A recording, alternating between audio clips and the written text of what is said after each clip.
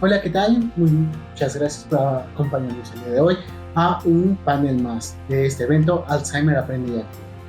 En esta ocasión nos estarán acompañando grandes exponentes en el tema de cambios en el envejecimiento. No me queda más que agradecer a cada uno de ustedes por acompañarnos en esta actividad. Muy bien, les voy a leer un poquito sobre lo que estaremos haciendo en este evento. A nombre de la Federación Mexicana de Alzheimer, Alzheimer Iberoamérica y de la Fundación Alzheimer México IAP, les damos la más cordial bienvenida al evento Alzheimer Aprende y Activa 2024, Hacer para hacer en la vejez. Un evento gratuito cuyo objetivo es modificar la percepción sobre el envejecimiento, así como orientar, sensibilizar y concientizar a cuidadores, familiares y público en general sobre la enfermedad de Alzheimer y otras demencias. Mi nombre es Eric Ortiz y el día de hoy los estaré acompañando a esta plática. Como bien les mencionaba, lleva el título Cambios en el envejecimiento. El envejecimiento es un proceso natural que ocurre desde el desarrollo embrionario hasta la vejez, definido como dinámico, complejo, irreversible, progresivo e intrínseco. Es el resultado de la interacción genética de todo ser vivo con su medio ambiente en el transcurso del tiempo. Durante ocurren una serie de cambios a nivel molecular, celular, tejidos y de órganos que constituyen a la disminución progresiva de la capacidad del organismo para mantener su viabilidad. Ahora les pasaré a leer un poco y a compartir sobre la semblanza de cada una de las excelentes ponentes que estaremos teniendo el día de hoy. La doctora Stephanie Juren cuenta con la licenciatura en médico cirujano y partero por la Universidad de Guadalajara. Cuenta con una residencia en psiquiatría por la UNAM en el Hospital Psiquiátrico Fray Bernardino Álvarez. Cuenta con un diplomado en el manejo integral del estrés postraumático por la Asociación Ibero-Latinoamericana de Neurociencias y Psiquiatría. Además, cuenta con un curso de posgrado de alta especialidad en medicina, psicogeriatría por la UNAM en el Hospital Psiquiátrico Fray Bernardino Álvarez. Por otra parte, contamos con la presencia de la doctora Vianney Garzón, quien es médico geriatra. Además, es adscrita al Hospital General Regional número 2 del IMSS en Villa 4. También ejerce la práctica privada y es certificada por el Consejo Mexicano de Especialidad de Geriatría.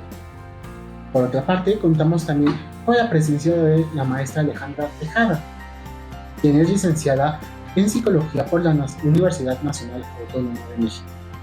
Es maestra en Psicología con residencia en Neuropsicología Clínica. Actualmente es coordinadora del Centro Interdisciplinario de Neuropsicología y Salud, dando atención a personas mayores y en conjunto con un grupo de especialistas en el ramo de la salud física y mental. También es docente de la Federación Mexicana de Psicología y es capacitadora en el sector gubernamental. Muchísimas gracias por acompañarnos el día de hoy a este tema tan interesante. Para empezar entonces con el tema, me gustaría hacerles un par, o por lo menos una pregunta para comienzo con esto. Una de las confusiones que mayor frecuencia tiene la gente es sobre los conceptos de vejez y envejecimiento. ¿A qué se refiere cada uno de esos conceptos? Bueno, si te parece, puedo empezar a tomar la palabra. Voy a dar generalidades para también tener la oportunidad de que todos vayamos complementando.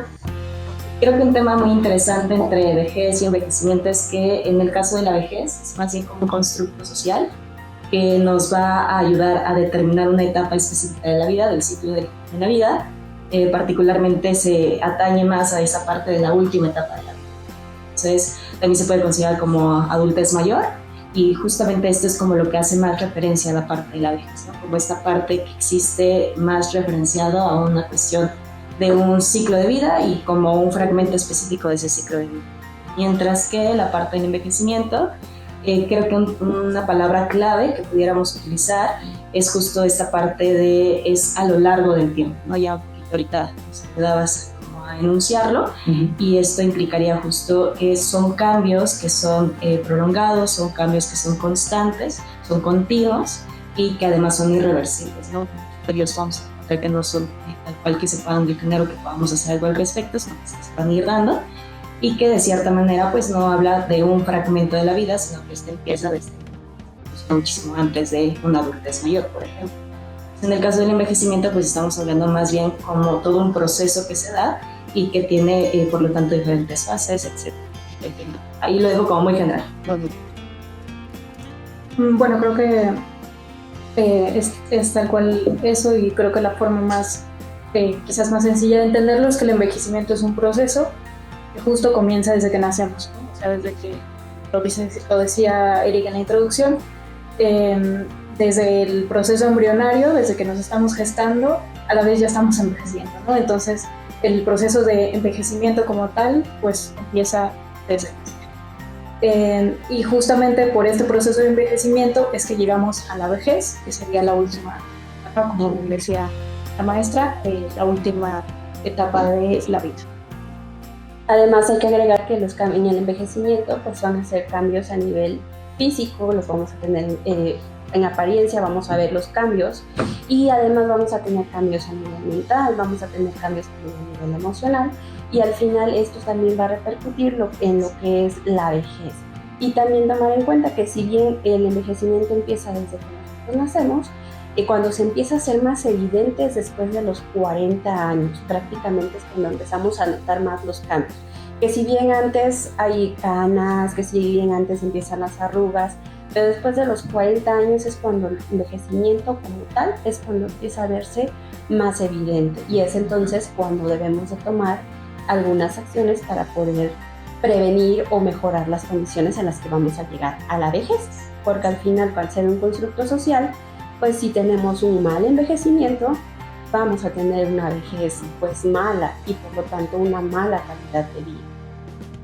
Entiendo, muy bien. Entonces, a grandes rasgos, tal vez podríamos mencionar que el envejecimiento es el proceso por el cual vamos a llegar a lo que es la vejez. Muy bien, sin duda, un tema realmente que a veces en el público en general nos cuesta trabajo entender, ¿no? Estas diferencias entre vejez y envejecimiento. Muy bien, muchísimas gracias. Ahora, también me gustaría hacerles otra pregunta. Un poco de contexto es que a veces pensamos que el envejecimiento es una parte natural de la vida. Sin embargo, aún no sabemos qué es lo que nos hace envejecer. En ese sentido, ¿cuáles son las hipótesis que existen que traten de explicar por qué las personas envejecen? Existen muchas hipótesis, es un campo muy amplio de investigación, y bueno, en ellas se involucran factores genéticos, factores de inflamación, de daño celular, ¿no? Un daño celular producido por muchos procesos que se van acumulando, que van dañando los tejidos y pues, por tanto que van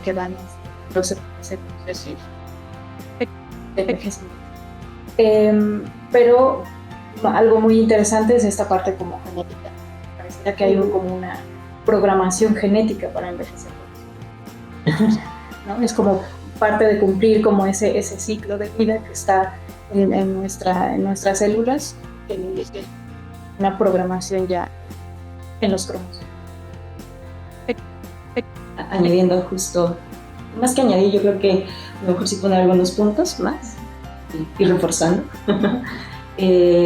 Bueno, mucho en la literatura a lo mejor de repente nos empieza a dar como clasificaciones, un poquito, como decía la doctora, es tremenda la cantidad de información que hay al respecto. Hay algunas teorías que están como un poco más aceptadas porque tienen un poquito más de evidencia que otras, y dentro de ello justo se refiere como esta parte de las teorías genéticas y las teorías por desgaste, digamos, de cierta forma. Y justo en toda esta parte de las teorías genéticas parece que están formados para la parte de la vejez, se añaden elementos como puede ser esta parte de la apoptosis, que es esta muerte celular programada, vemos la disfunción de la mitocondria, etcétera, etcétera, a niveles a lo mejor muy micro, y a nivel también genético, es decir, un plan que ya está determinado y que nos lleva un poco a ese desenlace. Y esta otra parte, ¿no? Que es la parte del desgaste, que ahí nos hablan un poquito del estrés oxidativo por radicales libres, nos hablan como de otros elementos más que de cierta forma lo que van a hacer es tratarnos de dar a entender que de cierta manera hay como una acumulación de un algo, por ejemplo, la inflamación, tenemos por un lado, células que lo pueden llamar como células seniles, es decir, que se acumulan en estas células viejas y que de cierta manera ya no se logra, digamos, desechar por el sistema inmunológico, que es lo que nos habla esta teoría, y nos dice que a mayor acumulación, entonces vamos a tener pues más dificultades para metabolizar, para tener estos cambios. Por ejemplo, en la parte de la piel se va a ver un poquito en ese sentido. Y nos van a hablar justo de todos estos elementos que puedan estar alrededor, que a manera particular me gusta pensarlo como no un elemento en sí mismo, lo que creo que sí hay muchos factores y pensar como en estos dos elementos en conjunto, ¿no? Por un lado, la parte del desgaste y otro lado, la parte de la genética, y que al final del día todos ellos están jugando un rol muy importante para que se dé este desenlace. Entonces, yo lo pienso justo como con todas estas teorías, sí, creo que unas retroalimentan a la otra. Además también hay algo que en los últimos años los que estudian envejecimiento han tomado en cuenta lo que se llaman los pilares del envejecimiento. Los pilares del envejecimiento, al final de cuentas, es un conjunto de ciertas situaciones que van sucediendo, se suman y al final esto nos lleva al envejecimiento. Y va de la parte micro, que es la parte más chiquitita que tenemos en la célula, hasta la parte más grande, que son los órganos, que son los sistemas, y al final todo lo que sucede a nivel micro va a repercutir en los órganos y al final repercute en los sistemas, y eso hace que tengamos finalmente nuestro fenotipo o la apariencia de ser viejos finalmente. Es dentro de lo que últimamente se ha estudiado dentro de la medicina anti-envejecimiento, y se ha dado cuenta que al final no solamente es un solo factor, sino son varios factores los que van a influir en que se presente el envejecimiento. Y no solo que la parte genética que vamos a tener nosotros, sino que también va a influir el que comemos, el que tomamos, el que hacemos, el que no hacemos, incluso el nivel educativo que tenemos nosotros. Esto va a repercutir para que al final tengamos el envejecimiento de diferentes maneras. Lo que comentabas tú, que es heterogéneo. Al final nadie va a envejecer igual, todos envejecemos completamente diferentes. Puedes poner 5 bebés de la misma edad y todos van a hacer exactamente lo mismo, pero si pones 5 personas de 90 años, te vas a dar cuenta que son completamente diferentes. Algunos son independientes y algunos ya tienen una demencia avanzada, por ejemplo, o diferentes enfermedades. Entonces, al final, el envejecimiento es el resultado de varios factores que se van acumulando a lo largo de la vida. Entonces, poder decir, uno envejece por esto, realmente no, sino envejece por una suma de diferentes factores. Me agrada cómo le explican realmente que es el conjunto, ¿no? De varios elementos que juegan en cómo una persona al final del día o cómo vamos a envejecer, ¿no? Cómo vamos a llegar a esta etapa de la vida. Muy bien, realmente varios elementos a considerar. Sí, y otra cosa importante es que todos por genética estamos programados para vivir 120 años. Todos por genética. Nuestras células están para vivir 120 años, pero como se van agregando estos factores, pues al final la cantidad de años pues va disminuyendo. Entonces es un dato curioso del por qué algunas personas sí llegan después de los 120 años y por qué algunas no llegan ni siquiera a los 60, 70 años. Claro, entonces no podríamos, digamos, realmente casarnos con una sola hipótesis o solo una teoría, sino que se complementan, si podríamos decir, a grandes rasgos. Muy bien. Y justamente hablando de estos cambios que se van presentando, ya mencionaba, por ejemplo, las canas, los cambios en los órganos, me gustaría preguntarles, ¿qué cambios aparecen a nivel físico durante el envejecimiento? A nivel físico, durante el envejecimiento, pues lo más evidente va a ser la pérdida de peso, que no solamente va a ser de grasa, sino vamos a perder músculo. Es por eso que nosotros vemos a esas personas de 90, 70 años, así chiquititas, delgaditas, que apenas si la tocas y ya la piel ya se le lesionó. Ese es uno de los cambios más evidentes que tenemos. Otro es que el huesito se va perdiendo su capacidad, se va haciendo poroso. ¿Y qué sucede? Nuestros huesitos de la columna se van lesionando y se va haciendo la encorvadura, que realmente no es algo normal al envejecimiento, sino que es algo asociado. Algunos otros cambios que se pueden presentar, pues los más evidentes también son la visión. Hay una disminución de la agudeza visual, tienen menos mecanismos para poder compensar, por ejemplo, de lo oscuro a lo claro. Por ejemplo, cuando van al cine, pues uno normalmente pues sí se adapta al cambio de cuando te prenden la luz, ¿no? Pero cuando ya llegan a cierta edad, a veces poder hacer este cambio, poder hacer esta adaptación es más complicada, que son de los cambios más evidentes. Otros, pues la pérdida de la audición, que al final, después la doctora podrá decir que está muy relacionado con cambios a nivel cognitivo, ¿no? Entonces son de los cambios un poco más evidentes, las arrugas, la piel se adelgaza, la pérdida de piezas dentales porque pues no tienen a veces buena higiene. Considerar que la pérdida de piezas dentales no es algo asociado como tal al envejecimiento, sino tiene que ver con algunos hábitos que tienen los pacientes, ¿no? Entonces, y aparte los cambios que se presentan a nivel de corazón, de pulmón, de riñón, prácticamente todo el cuerpo va a tener cambios asociados al envejecimiento. Ningún órgano, ningún sistema se va a salvar, solo que algunos son más evidentes, que es lo que prácticamente nos vemos, ¿no? Sí, yo creo que justo como menciona la doctora, eso es un cambio que si bien vamos a ir como comprendiendo, incluso visualizando, hay otros más, ¿no? Que también no necesariamente, por ejemplo, hablaba del corazón, ¿no? Que de repente pues crece, se hace más grande de acuerdo a esta parte de la avance de la edad. Y hablando particularmente del cerebro, ¿no? También sabemos que tiene un cambio importante.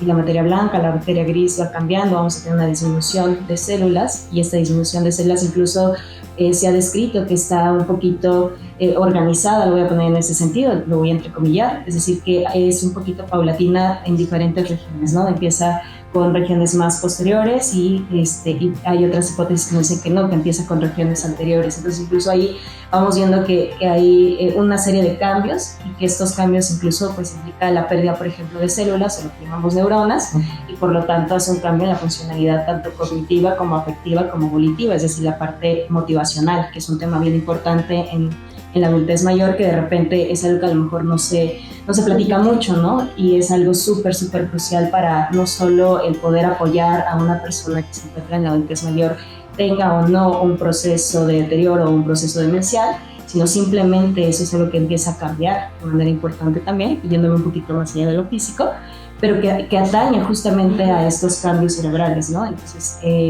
vamos a ver que hay cambios en la masa cerebral, vamos a ver que hay cambios en la vascularidad, vamos a ver que hay cambios importantes también en ese punto en específico, que nos da, por lo tanto, se traduce en cambios en la forma en la que procesa los estados de ánimos, en la parte de cómo se desarrolla su vida cotidiana, el cómo puede hacer la toma de decisiones, cómo son esa toma de decisiones, etc. Entonces, ese cambio también es muy importante en términos incluso de la posibilidad de la persona para llegar a un esquema de independencia y autonomía. Esos cambios, si bien es cierto, no son elementos que van a ser, no tienen que ser necesariamente drásticos o como muy bien decía la doctora, no en el hecho de decir que esto ya está rayando una situación patológica, porque no es así. Creo que un tema bien importante es que de repente se normaliza, ¿no? Es que ya es adulta mayor, entonces ya no puede tomar decisiones o ya no puede hacer esto, porque ya no tiene la misma capacidad de memoria, etcétera, y pues no va tanto en ese sentido. Si bien si hay un cambio en términos físicos a nivel cerebral, no necesariamente va a poner a una persona adulta mayor en una situación de vulnerabilidad, una situación en la que no pueda realizar ciertas actividades, ¿no? Sí hay un cambio, pero no necesariamente eso está rayando en términos, por ejemplo, patológicos. No va por ahí, digamos. Ahora, respecto a eso que mencionas último, me parece de suma relevancia, ya que comúnmente me parece que hemos escuchado es que porque ya es persona mayor, porque ya tiene más de 60, 65 años, entonces se da por hecho que la persona va a vivir enferma y que va a desarrollar toda una serie de cuadros, no sé, clínicos, por decirlo de alguna manera, ¿no? Y al final del día también el asumir eso es, si me permiten decirlo, es una manera de violentar a la propia persona, ¿no? Claro. O inclusive ahorita que también mencionaba esa parte de los cambios cerebrales, ¿no? Cuando se habla de una atrofia, tal vez ventral posterior, se podrían inclusive algunas personas decir que por eso mismo, porque se altera, van a empezar a tener problemas o alteraciones de desinhibición, o, por ejemplo, ¿no? Me hace bien interesante todo eso. Muy bien. Ahora, si me permiten pasar a la siguiente pregunta. Cuando pensamos sobre el envejecimiento, algo que le preocupa a las personas es en relación de los cambios cognitivos que se presentan. ¿Qué procesos cognitivos son los que cambian durante el envejecimiento? Bueno, yo creo que esa es una de las preguntas más interesantes respecto al envejecimiento, del que desafortunadamente hay más socialmente, ¿no? Porque justamente creemos que perder la memoria es normal. Tanto así que antes pensábamos, teníamos este término de demencia, significa que ya no existe, ya no tenemos. Porque lo tratábamos de ver como un proceso normal Y bueno, yo creo que muchas personas se quedaron y se quedan todavía sin atención, porque la familia piensa que eso es un proceso. La verdad es que a nivel cognitivo en el envejecimiento sí hay cambios, digamos como disminución en ciertas funciones, no en todas. Y yo creo que algo importante es mencionar que la mayoría de los cambios son, o de las disminuciones de funcionalidad, son pocas. No es, o sea, no es una disfunción cognitiva llamativa. Hablando de cada una de ellas, una de las funciones cognitivas que claramente se afecta con el envejecimiento es la velocidad de procesamiento, la velocidad en la que procesamos toda la información que adquirimos y que nos sirve para. Y entonces la disminución en la velocidad de procesamiento lleva consigo, o sea, eso afecta como la funcionalidad en otras áreas cognitivas, ¿no? Entonces de ahí ya tenemos como un sesgo. Entonces, a lo mejor y porque el adulto mayor o la adulta mayor no nos contesta luego una pregunta, ya creemos que está mal, ¿no? Cuando en realidad es por esa disminución en la velocidad. Otro cambio importante es que disminuye la capacidad de la atención selectiva, de poner la atención dividida, pero por ejemplo la capacidad de atención auditiva simple, que es ahorita lo que estamos haciendo, que nos estamos escuchando y nos ponemos atención, esa capacidad no se pierde. Otras capacidades que no se pierden, que se conservan intactas, son por ejemplo el vocabulario, que incluso pueden quitar, casi toda la capacidad general del lenguaje se conserva. Entonces yo creo que es importante como puntualizar que hay un montón de funciones que sí se quedan. Respecto a la memoria, que sí es de lo más importante sí es cierto que disminuye la memoria episódica o autobiográfica, es decir, nuestros recuerdos de nuestras vidas, y disminuye la capacidad de aprendizaje, sobre todo, ¿no? de adquirir nueva información, pero toda esa información como más vieja, bien aprendida, muy familiar, esa se queda, ¿no? Esa ahí está. Entonces, por ejemplo, una de estas memorias, que es la memoria procedimental, que es esa información que tenemos de cómo hacer las cosas, esa se queda intacta, ¿no? Eso nos ayuda, por ejemplo, a diferenciar un poco de lo que hacemos. Y bueno, creo que esos son los cambios. Y bueno, las funciones ejecutivas, que son estas funciones como más complejas, son la capacidad de resolver problemas, el razonamiento, todo eso sí se ve afectado. Pero yo creo que hay que poner como énfasis en que no es una disminución, o sea, no es una incapacidad. No es que se vuelvan incapaces de resolver problemas, de razonar, de memorizar o de aprender. No es así. Es una disminución en la capacidad, que de hecho se compensa con la consecuencia.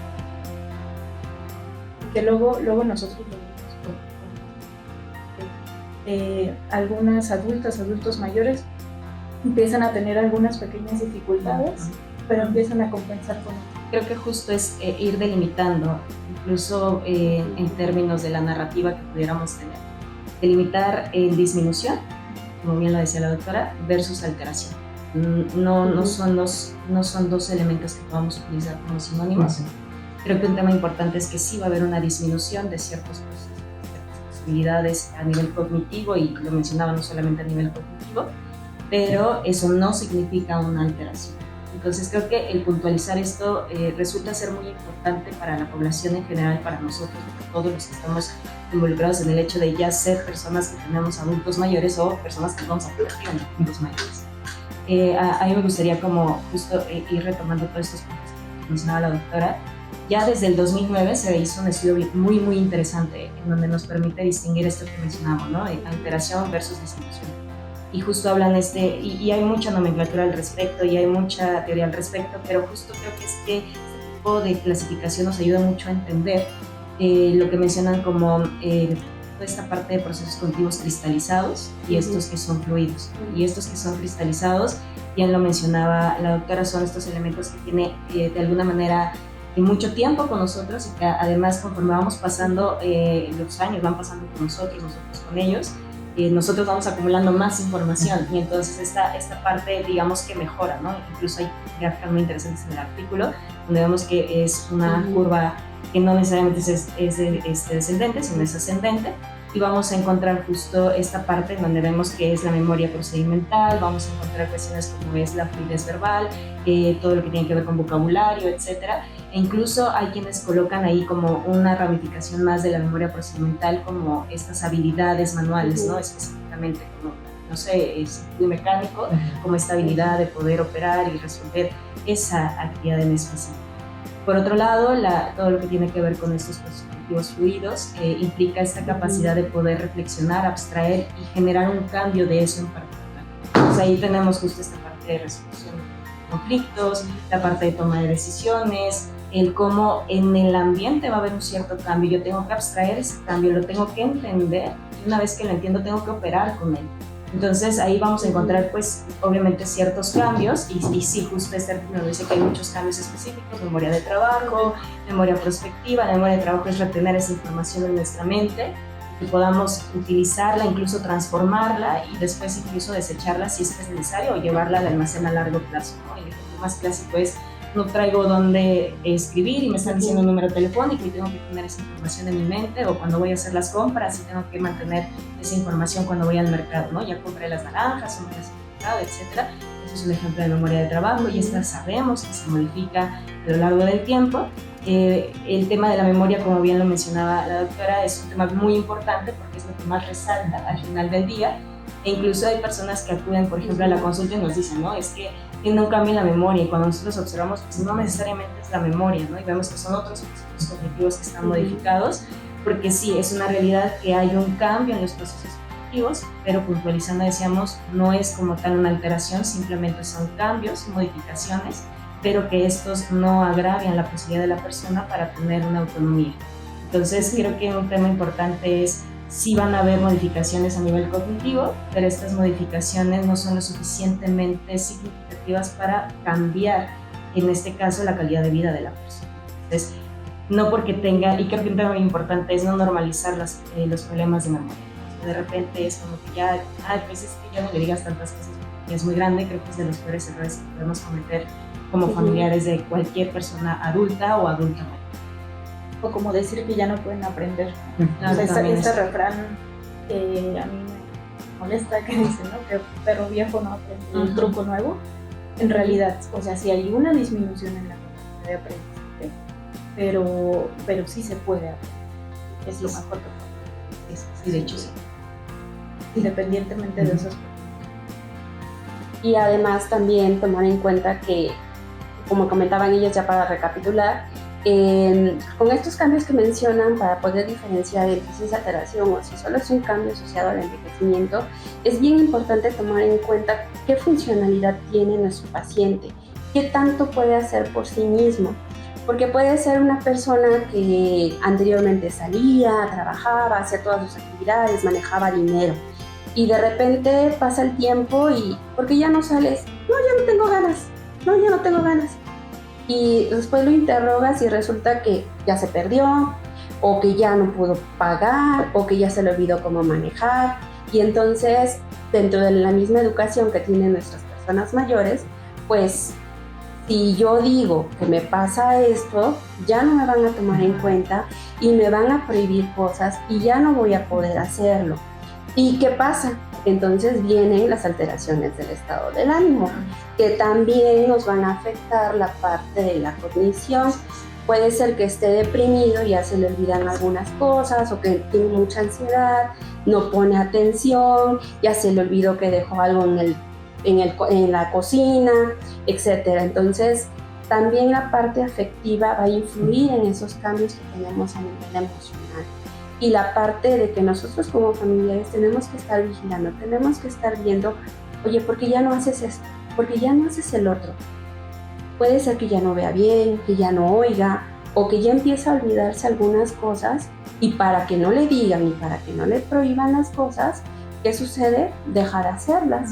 ¿Y qué va pasando? Si una persona no se mueve, no sale, no se estimula, pues estos cambios se van a ir acentuando cada vez más. ¿Y qué va a repercutir? Pues en un estado de ánimo y va a repercutir que al rato, ¿y por qué ya no hace nada? No sé, simplemente dejó de hacer las cosas y ya. Y bueno, si usted le pregunta, platica, no, pues si yo le pregunto sí responde, pero si yo no le pregunto, nada. Entonces tiene mucho que ver que la familia esté muy atenta a esos cambios para poder hacer esa diferencia entre si es un cambio asociado al envejecimiento o si ya hay alguna alteración. Lo que comentaban, llegan ya en etapas a veces muy avanzadas. ¿Por qué? Porque lo normalizaron y llegan porque ya definitivamente les cuesta trabajo que duerma, que coma o que se meta a bañar, por ejemplo. Entonces, no normalizar esas alteraciones y ver realmente cómo está nuestro paciente y a lo largo de la vida ir viendo qué va haciendo y qué va dejando de hacer y por qué lo está dejando de hacer. Esa es una clave para saber nosotros si algo ya no va bien con nuestro paciente y a dónde dirigirnos, con quién ir para poder revisar eso. Puede ser que ya dejó de hacer actividades porque ya no oye o ya no ve y al final pues se deprime y esto nos afecta el ánimo y nos afecta la memoria, ¿no? Entonces también hay que hacer esa diferencia, no solamente entre cambios asociados al envejecimiento y a cambios por alteración, sino que también hay que ver la parte afectiva previamente. Sí, porque ahorita que mencionabas esta parte de lo afectivo, justo me parece que un tema importante es que muchos elementos, y vamos a hablar entonces de deterioros cognitivos y de demencia, particularmente del deterioro cognitivo, que es una disolución ya cognitiva significativa. Antes de ello, ya mucho se plantea la queja subjetiva, ¿no? Cuando la persona ya está enunciando esta parte de que creo que ya no estoy recordando tal cosa, o la propia familia se da cuenta de estos elementos, y que de cierta manera con esa queja subjetiva en muchas ocasiones se acompaña con cambios en el estado de ánimo. Ya un ánimo muy abajo, ya no hay mucha movilidad, que también un tema bien importante es la movilidad. De repente es que ya no quiere moverse, ya le da flojera o ya no quiere hacerlo, pero más bien es ir como en esta línea, ¿no? Tratar de descifrar como elementos previos y siempre estar con este ejercicio de prevención, de bueno, a ver, no está queriendo ya salir, ya no quiere comer, me dijo ya 2 veces que no está durmiendo bien. No tomar esto a la ligera, porque al final del día, como decíamos, si bien todavía no es una cuestión que pudiéramos llamar en sí mismo como un deterioro o como una demencia, bueno, sí tenemos pautas que nos van a ayudar a la prevención. Creo que de estas pautas, quienes son nuestros ojos al final del día, en un primer momento, es la familia. La familia es la que tiene que estar ahí muy atenta, y en muchas ocasiones son los propios adultos mayores, ¿no?, quienes nos dicen esto. No necesariamente hay un consecuente, es decir, pues mira, ya se te va a pasar, o bueno, no te preocupes, es normal. No, más bien creo que algo importante son estas revisiones, acudir con el médico, tener este seguimiento. Y si lo hacemos, y yo siempre lo platico así con la familia, si lo hacíamos con el niño pequeño, si lo hacíamos con el bebé, ¿por qué no hacerlo con el adulto mayor, ¿no? Y ¿por qué no lo hacemos también con nosotros, con el bebé? Entonces creo que lo importante también es apostarle a la prevención, y claro que podemos hacer prevención. Creo que un punto fundamental de la prevención es no normalizar ciertos elementos, y creo que dentro de esos elementos es la baja de movilidad, ya cierta apatía o desinterés en ciertas actividades, e incluso ya que nos refiera abiertamente, ¿no? Se me están olvidando las cosas, o fíjate que dejé encendida la estufa, o sabes que se me quedaron las llaves del carro adentro, no es la primera vez, estaba en la calle y no sabía dónde iba. Todo ese tipo de elementos, no pensarlo en el aislado, ¿no? Sino pensarlo como un elemento que hay que prestar. A mí algo que me parece muy importante es que no se le pareciera que a los adultos y a los adultos mayores los sacamos como de la vida social, de la vida cotidiana. A mí me llama la atención mucho que cuando les preguntamos qué día es hoy, la fecha, muchas veces nos dicen, bueno, es que ella o él no está al pendiente del calendario. Yo digo, ¿pero cómo? Sí, es algo fundamental saber en qué día vivo. Pero parece que dentro de la dinámica familiar y social se les saca como de qué habla la vida. Se les aísla, se les abandona.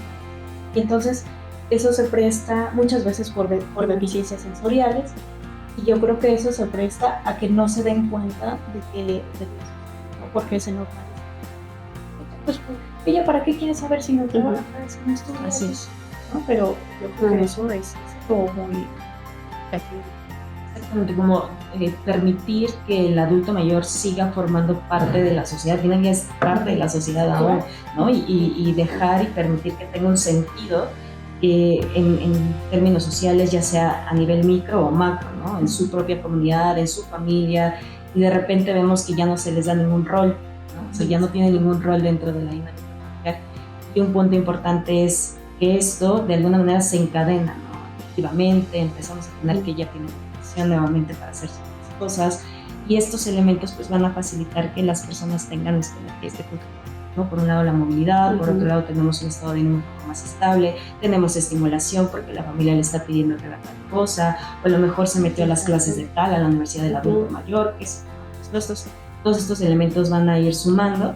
Creo que yo siempre lo platico con los familiares de las personas adultas mayores que acuden a la consulta, pues es pensar que todos vamos para allá, ¿no? O sea, yo creo que un tema importante es que todo lo que hagamos ahorita nosotros, pues al final del día también es un elemento que nosotros vamos a vivir. Entonces, si dentro de mi punto de vista, dentro de mi ejercicio ahorita como individuo, joven adulto, adulto maduro, etcétera, pues yo digo, bueno, es que eso no es tan importante, no tengo tiempo para esto, etcétera, pues contemplar que todo este tipo de dinámicas es algo que también vendrá para nosotros. O sea, que pensemos también en que el ejercicio que hagamos ahorita será un ejercicio que regrese. Y me parece que tocaron elementos bien importantes, bien importantes. Si bien tenemos esta tal vez disminución en funciones cognitivas o procesos cognitivos, no necesariamente va a equivaler o va a ser sinónimo de una alteración cognitiva. Y creo que debemos, como bien mencionaban, prestar particularmente atención cuando estas alteraciones o disminución, depende, yo creo que particularmente el caso, van a impactar o afectar directamente las actividades básicas de la vida diaria. Y bien como mencionaban, ¿quiénes son las primeras personas que se dan cuenta de que están ocurriendo estas cosas? Los familiares, las personas cercanas, ¿no? El hijo, la hija, el sobrino, el nieto. Entonces, particularmente atención a estas como foquitos rojos, señales, para que podamos acudir con el médico especialista. Y bien como también mencionaban, la parte anímica, tal vez cursar por un cuadro depresivo, de ansiedad, van a generar esas alteraciones cognitivas. Entonces, me doy cuenta, hacer una invitación a todo el público que nos está visualizando para que puedan acudir con el médico adecuado. Muy bien, para continuar con esta precisamente línea de abordaje, ¿cómo pueden, de particular forma y relacionado con lo que venimos platicando, cómo se modifica nuestro cerebro conforme envejecemos? Justamente tenemos esta idea de que el cerebro se atrofia, ¿no? que pierde volumen. Y si bien se ha visto que el volumen de sustancia gris, que es donde están las neuronas, el cerebro disminuye, en realidad el mayor porcentaje de disminución es en la sustancia blanca. La sustancia blanca son como las conexiones que hay. Y si bien existe este proceso de atrofia, que sí va progresando, no es significativa. A veces es un poco subjetivo a la hora de que se interpretan las imágenes. A veces a un mismo paciente, un radiólogo dice que tiene atrofia y otro dice que no, entonces a veces es un poco como subjetivo, pero actualmente la neurociencia ha avanzado mucho y más que estudios estructurales del cerebro en sí, se han hecho también estudios de conectividad, es decir, muchas de las enfermedades mentales, más que ser problemas de ciertas estructuras del cerebro, ciertas áreas del cerebro que estén mal, que estén dañadas, que están mal conectadas. Entonces se han hecho como estudios de, bueno, y entonces ¿cuáles serían los cambios en las conexiones cerebrales con el envejecimiento? Y sí resulta bastante interesante que sí pareciera que disminuye, más bien como más que se mueran las neuronas, disminuye las conexiones entre ellas. Las conexiones van disminuyendo, pero también se ha visto que se aumenta como las conexiones entre áreas. Esto que hablábamos como de la compensación, ya de que se reclutan más áreas cerebrales para poder realizar. Entonces, esos son algunos de los cambios, o sea, hay una disminución del volumen tanto de sustancia gris como blanca, de las conexiones en sí de neuronas, algo de daño vascular, los vasos también envejecen como tal, pero sí se tiene que valorar siempre como de haber sí, o sea, si bien hay estos cambios, no siempre se traducen en una unidad clínica. Incluso a veces uno les toma estudios de imagen y ve a veces atrofias, pero que la persona está súper Funciona. sana. Ajá, entonces ahí es donde viene toda la reserva.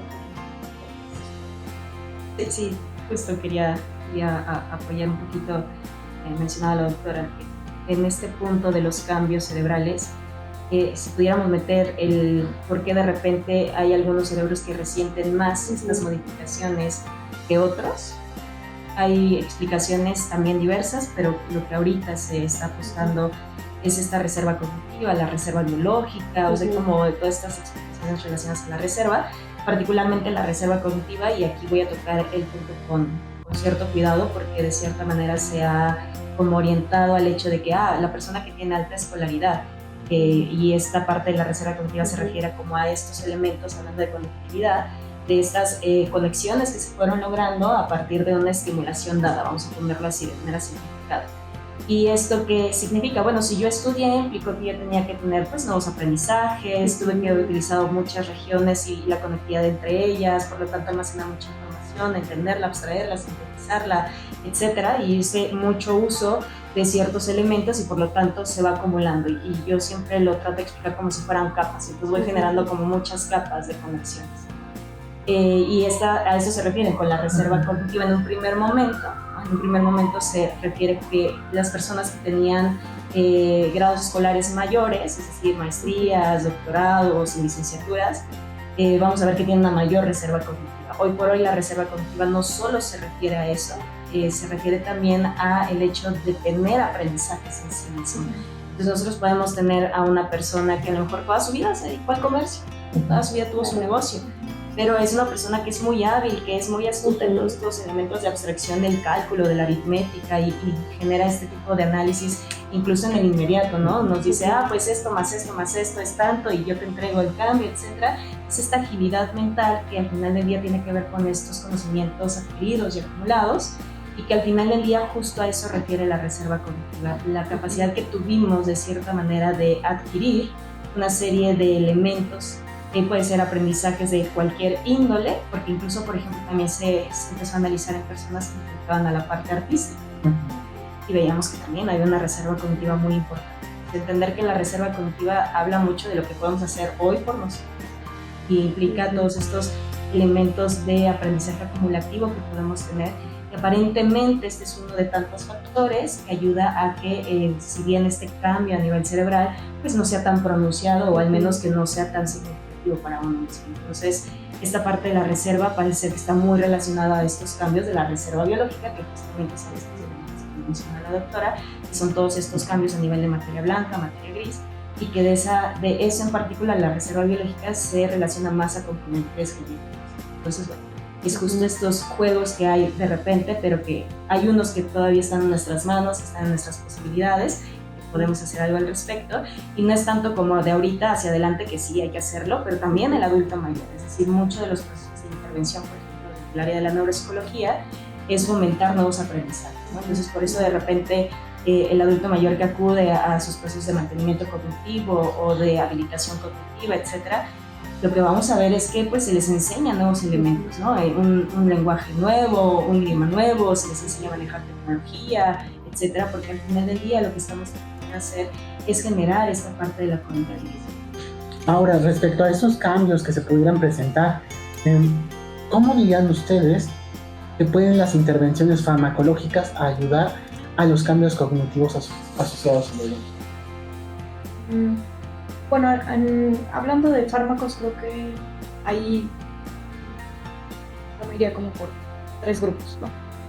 Uno serían lo que tiene que ver con prevenir factores de riesgo.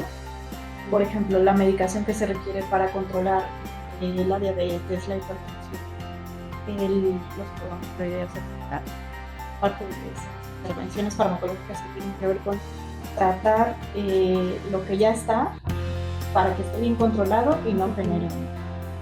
Y entre ellos me gustaría mencionar la depresión. ¿Okay? La depresión le tenemos mucho miedo a la medicación antidepresiva, y más en los adultos mayores. Entonces, si bien sí hay ciertos cambios que nos hacen utilizar los fármacos antidepresivos de cierta forma, pues la verdad es que la depresión es una enfermedad que se debe tratar y muchas veces se debe tratar con fármacos. Entonces, una de las cosas sería dejar de tener que tratar la depresión con medicamentos porque a veces es bueno, entonces serían como esa parte de manejar lo que ya está. La otra es que sí se han hecho, siguen haciendo con muchas investigaciones sobre medicamentos anti-envejecimiento.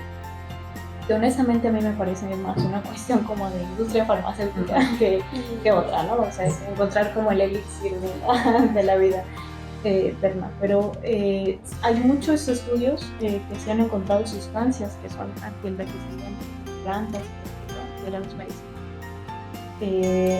pero que han demostrado funciones anti-envejecimiento en modelos animales, en bacterias, en ratones, pero que aún no hay. Un medicamento muy interesante porque usamos mucho la metformina. Se ha visto que algo interviene en procesos metabólicos que contribuye a retrasar el envejecimiento y sobre todo en y la otra serían como las cuestiones de los suplementos, y también, aunque hay muchísimos estudios con suplementos, creo que cada día me aprendo o me mencionan una nueva planta que se usa. En realidad, pues no todo se está demostrado que si bien, bueno, lo sé, ya o quizás mencionen otros, pero el omega 3 es de los únicos suplementos que ha demostrado que sí funciona, sí mejora la función cognitiva, porque ayuda como a prevenirla, ¿no? Porque mejora como la conectividad cerebral. El omega 3, que igual también lo podemos adquirir en la dieta, ¿no? Los antioxidantes, los flavonoides que están presentes en la uva y que por eso la uva y el vino tinto se asocian mucho como al buen envejecimiento. Y esta cuestión que también es relativamente nueva de microbioma asociado a bacterias intestinales que se han asociado a muchos problemas. Entonces está muy en boga usar probióticos y probióticos, y eso sí, pues sí se ha demostrado que pues envejecimiento, pero nada más, ¿no? O sea, entendido, en realidad que ahora ya tiene una evidencia sólida. Y sí tener cuidado con todas estas pues cosas que son mágicas antiguas. Sí, porque realmente, como comentaba, estudios que nos avalen que tal sustancia, tal medicamento nos va a ayudar, no. Al final lo que va a ayudar es el control de las enfermedades de base, como ya lo comentaba la doctora. Y desafortunadamente la población mexicana tiene índices muy altos de diabetes, muy altos de hipertensión, y todavía esto le aunamos que no tiene un buen control. Entonces al final vamos a tener muchos problemas porque así como hay vasitos grandes, hay vasitos muy pequeños en el cerebro que son los que se dañan y son los que nos van a dar cambios y alteraciones más adelante. Lo que comentaba la doctora, hay algunos médicos, algunos especialistas que recomiendan oxigenadores cerebrales. Eso realmente no tiene ninguna evidencia. Lo único es el control de las enfermedades de base. En algunas personas, como ya comentábamos, por los pilares del envejecimiento, pues hay diferentes zonas donde uno puede actuar, ¿no? Y metformina, que es así como que ahorita lo que más se está estudiando y que se ha visto, pero también es para cierto tipo de pacientes. También no que ahorita ya todos nos vamos a tomar nuestra metformina para no tener envejecimiento cerebral o envejecimiento.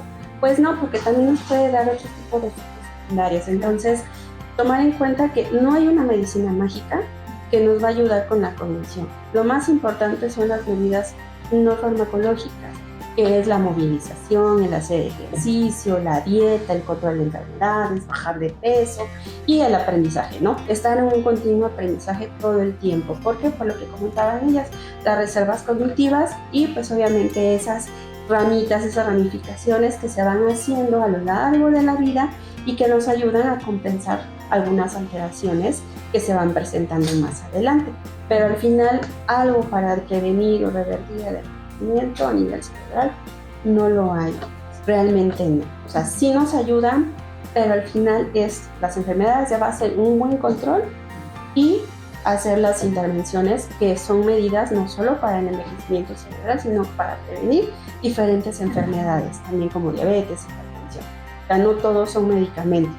También está la otra parte que cuesta trabajo, porque es muy fácil que, ya se termina la respuesta, bueno, tómate esto y ya con eso te va a ayudar, pero sigues tomando, sigues fumando, no haces ejercicio, no aprendes nada. Entonces, pues si te tomas un medicamento para prevenir esto, realmente no se van a crear esas redes que ya habían comenzado previamente. Entonces necesitamos estimulación, y la estimulación nos genera redes, pero un fármaco no nos va a dar esas redes. Prácticamente no hay ningún fármaco como tal. Y precisamente ya para ir cerrando, me parece muy interesante todo esto que nos comentaban, particularmente sobre las enfermedades crónicas como son la hipertensión, la diabetes, ¿no? Que no necesariamente hay un medicamento o fármaco mágico que nos pueda ayudar, ¿no? Para ir cerrando, me gustaría preguntarles, en búsqueda de tener un envejecimiento saludable, ¿qué recomendaciones le harían a la población para favorecer un envejecimiento saludable? Hay muchos factores, ya lo mencionaba. Estos factores, entre más, yo siempre lo veo como en efecto acumulativo, ¿no? Entre más podamos ir añadiendo a nuestra dinámica, entonces vamos a tener un poquito más de respuesta. Creo que un tema muy importante, ya se mencionó ahorita, es el poder tener control de enfermedades de base, enfermedades sistémicas de base. Creo que algo que a lo mejor podría añadir es que tener mucho cuidado con la polifarmacia. De repente vemos a los autores que tienen 20.000 medicamentos, ya ni siquiera se acuerda quién se lo dio, pero lo sigue tomando, una cierta supervisión al respecto. Y añadir factores, ¿no? Desde el punto de vista neuropsicológico siempre estamos comentando el hecho de que el adulto mayor se involucre a nivel social, que sabemos que todo lo que tiene que ver con una dinámica social es sumamente valioso. El cerebro le gusta estar en un ambiente social. Entonces, el estar en un grupo nos reta anímicamente, nos reta cognitivamente hablando. Entonces, es lo que va a propiciar pues que yo me aprenda el nombre de mi compañerita y que al rato me va a preguntar qué pienso de tal cosa que me platicó la semana pasada, ¿no? Entonces, yo tengo que recordar esa información, puedo compartir, puedo hacer estas experiencias compartidas que fomentan el estado de ánimo. Todos estos elementos son importantes. Entonces, la actividad social, por un lado, toda esta parte del control de enfermedades que tenemos de forma previa. La alimentación, es importante que tengan un seguimiento con nutrición. Yo siempre menciono que al menos puedan ir con un nutriólogo, que tengan al menos un poquito de psicoeducación en ese sentido, porque de repente vamos a ver que pues traen hábitos de sí añísimos, pero pues justo esos hábitos son los que están generando pues todo este tipo de cambios. Entonces, la parte de alimentación, actividad física, y no cualquier actividad física, lo que se recomienda es de bajo impacto, que tenga una parte muy importante a nivel cardiovascular, como puede ser caminar, como puede ser tai chi. De hecho, hay muchos estudios desde el punto de vista del tai chi, es decir, cómo beneficia el tai chi a los adultos mayores. Y pues otros elementos que implica también la natación, que tienen bajos riesgos de lesiones en articulaciones en particular. Entonces, hay muchos factores que en realidad están ahí a la mano. Creo que un punto importante también decíamos, ¿no? A nivel social micro, la familia, qué tanto está ahí involucrada, y qué tanto a lo mejor tiene convivencia con sus seres cercanos, porque esto fomenta también el mantenimiento de los estados de ánimo. Creo que esta parte del estado de ánimo se puede nutrir también desde muchos sectores, ¿no? Hay muchos factores, yo digo ahorita nada más ello para que podamos seguir platicando todas, pero bueno, yo daría un poquito de referencia a esos puntos. El fumar, ese sería uno de los factores a nivel micro, dan mucho daño a nivel de los pequeños vasos. Entonces, el fumar, hay que dejar de fumar. El alcohol también nos da cambios a nivel de vasos y también da pérdida de las conexiones prácticamente. Y hay algo importante, en el adulto mayor no se pregunta. Muchas veces no se pregunta si toman o si fuman.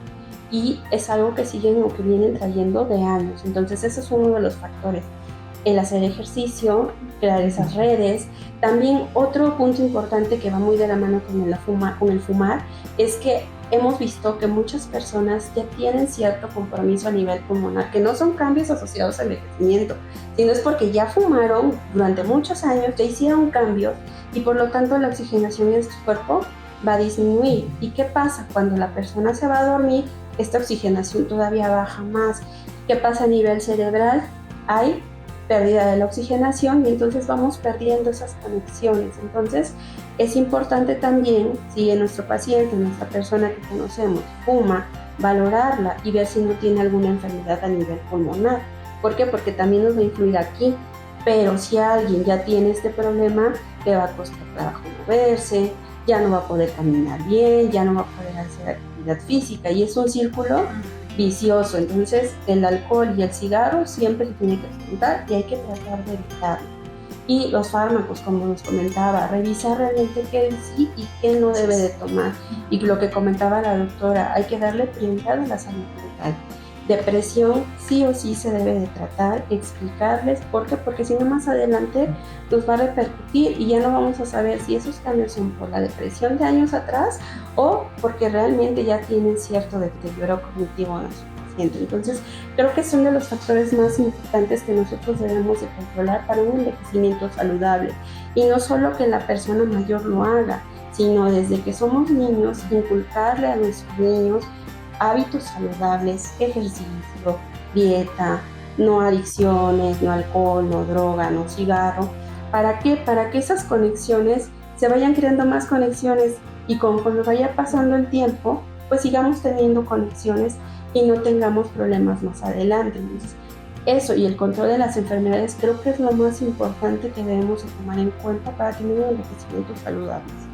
Muchas de estas recomendaciones son útiles, pero son útiles desde que somos niños, adolescentes, adultos. Por ejemplo, el ejercicio o la actividad física como modo preventivo para el deterioro cognitivo o el Alzheimer. He visto que es útil si esta actividad física regular empieza, pero desde la adultez, desde la vieja. Entonces, en realidad hay muchas cosas que tendríamos que hacer. Y bueno, digo, tampoco es como que, bueno, ya entonces ya no tengo oportunidad, pues no. O sea, sí. ¿Qué tema? Bueno, creo que es prácticamente mencionado, hay alimentación, utilización, la exposición a sustancias o el tabaco, incluso contaminantes, también el buen dormir. Hace falta dormir bien. Los adultos mayores duermen menos, requieren menos horas entre 5 o 6 horas. Sus fases de sueño se adelantan, se suelen despertar muy temprano. Por eso luego vemos a nuestras personas mayores bien temprano, barriendo la calle, 5 de la mañana. Pero es porque las fases del sueño se adelantan y eso es bueno. Pero sí es importante que duerman y que descansen.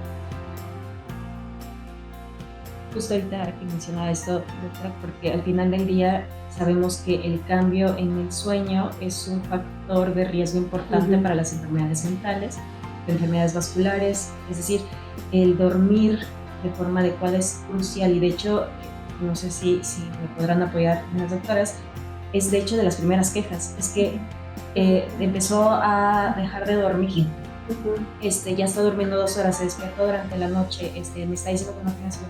Son como estas primeras quejas que vamos a empezar a ver en el adulto mayor, que de alguna manera si no corregimos, si no apoyamos, pues esto, como hemos mencionado, pues es un efecto bola de nieve, y esto va a traer otras consecuencias. Entonces, esta parte del dormir me parece sumamente importante porque me parece que se normaliza mucho, ¿no? O sea, el que no se duerme.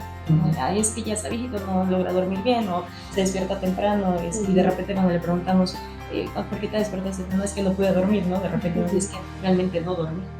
Pues creo que un tema importante es el sueño, cuidar el sueño y lo decimos, ¿no? Desde ahorita, ¿no? No hay que normalizar, no dormir, hay que dormir. Es muy importante para nuestro cerebro. Para complementar también hay que buscar el por qué no está durmiendo, por qué no duerme, no nada más es que no está durmiendo, denle un medicamento para que pueda descansar. No, porque a veces son fármacos que en lugar de ayudarnos nos van a acelerar, nos van a alterar las funciones cognitivas. Entonces siempre hay que averiguar pasa, por qué no estamos durmiendo, Yes. por qué no está durmiendo la persona antes de dar algún medicamento. Entonces creo que prácticamente son todas dentro de las recomendaciones, creo que son las más importantes para poder prevenir o para poder tener un buen envejecimiento. Muchísimas gracias por estos temas y puntos tan importantes que nos han compartido el día de hoy. No cabe duda que podríamos seguir tocando el tema, pero para conocer más respecto a todo lo que implica el envejecimiento, deterioro cognitivo y demencias, por favor síganos visitando y consultando el material preparado para Alzheimer Aprendizaje 2024. Hacer para hacer en la vejez. Muchísimas gracias.